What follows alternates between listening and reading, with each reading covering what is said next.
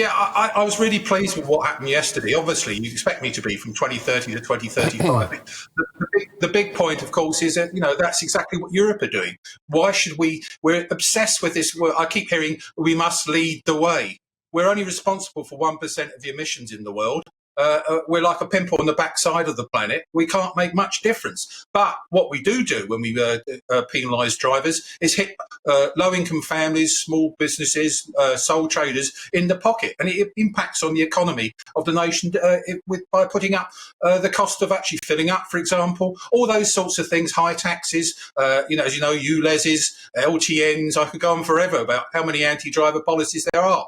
We need to actually get the drivers on our side. And he recognised that yesterday, especially a year in front of a general election. What do you make of the argument that, you touched upon there, leading the way? What do you make of the fact now that we could miss the boat when it comes to green investment in terms of electric vehicle factories, for example, in the United Kingdom, if we're pushing this back to 2035?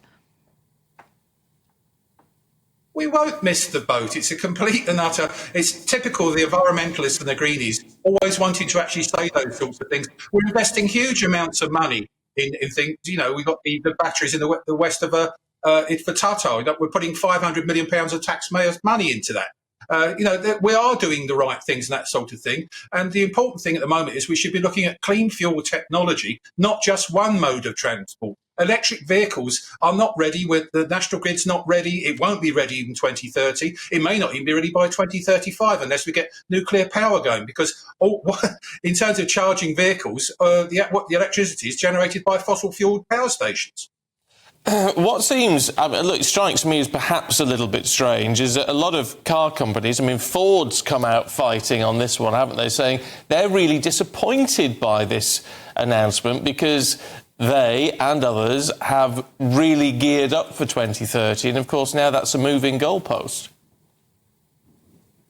I understand because they were preparing for 2030. You can understand their frustration. But Ford don't make any cars in this country. They only make components.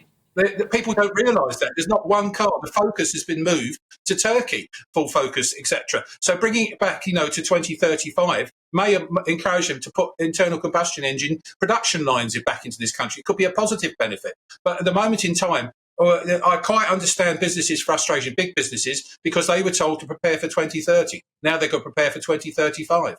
Well, Howard, one of our reporters has been out and about talking to people in the street about this. Let's have a little listen to what they had to say.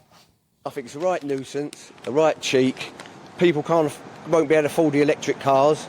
I know I won't be able to, so I think it's a load of old rubbish. The only thing I feel as a nurse, from my opinion, is I travel all over the country to deliver chemotherapy in patients' homes, and having an electric car is not going to be suitable for me due to the fact that there's not enough stations to top up along the way unless they put loads everywhere, and the mileage that I do is not going to cover my day mileage for an electric car at the moment.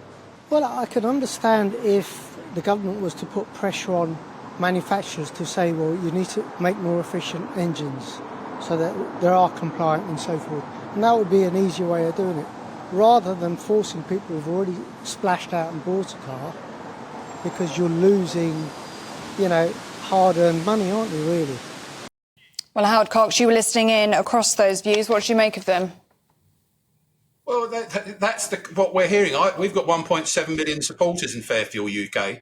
And, to put it bluntly, people just do not trust electric vehicles. They are great technology, but there are other clean fuel technologies. Hydrogen's on its way. And that gap now 12 years instead of 7 years to actually, forcing us not to buy diesel and petrol vehicles is a good news for things like hydrogen, synthetic fuels, fuel catalysts. All these things are available. We don't have to rely on one fuel technology. And let's face it, EVs are very lucky drivers, especially most of them are quite well off. And I think the market's saturated now in terms of that.